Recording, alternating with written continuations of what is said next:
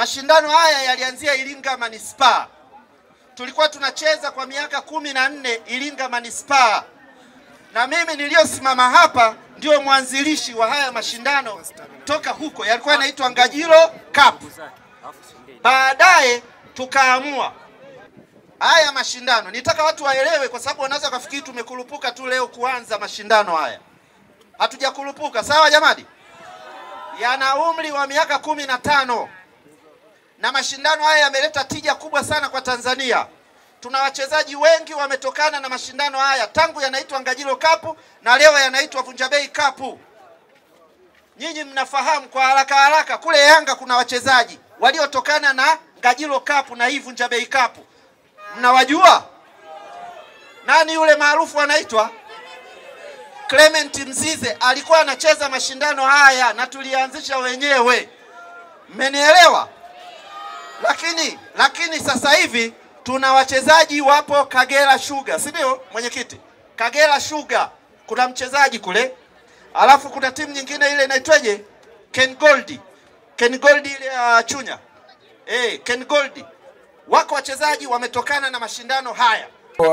Siku nyingi sana na ndugu yangu mwanzilishi ndugu Ngajilo kwamba anatamani kuona vipaji vinatoka Iringa. Na ametaja hapa Ken Gold, ametaja Clement Mzize na wengine wengi. Tukasema hamna shida. Sisi tumeshadhamini michezo mingi, ligi nyingi. Tumetoa vifaa vya michezo sehemu nyingi huko kote Tanzania.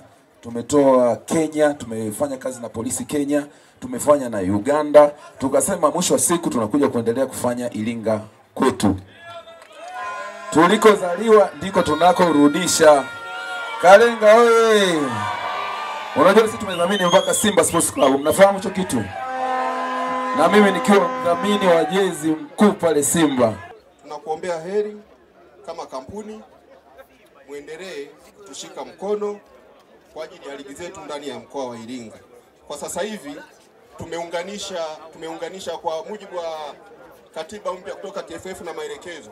Kwa sasa hivi tumeunganisha kutoka Iringa Manispaa na Iringa vijijini, imekuwa chama kimoja ambapo mimi ndio nilikuwa mwenyekiti wake mpaka sasa hivi, kwa sababu bado sijajiuzuru, pamoja na kwamba nimechaguliwa kuwa makamu mwenyekiti wa chama cha mpira mkoa wa Iringa. Kwa hiyo tunaomba baada ya kuungana hivyo eneo limeongezeka.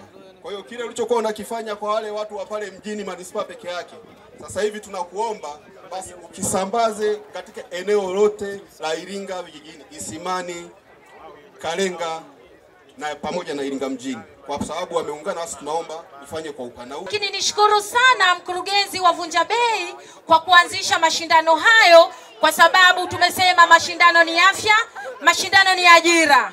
Kwa kupitia timu ambazo zilichuana na kufikia mwisho, tunaendelea leo kuzindua timu 50, lakini mwisho wa siku tunatambua kwamba michuano hiyo itaendelea. Tunatambua na tunamuomba Mwenyezi Mungu katika michuano yenu basi vipatikane vipaji maalumu. Mwisho wa siku tuone mnachezea Simba, mnachezea Yanga, mnachezea na timu zingine. Hapo vipi? Michezo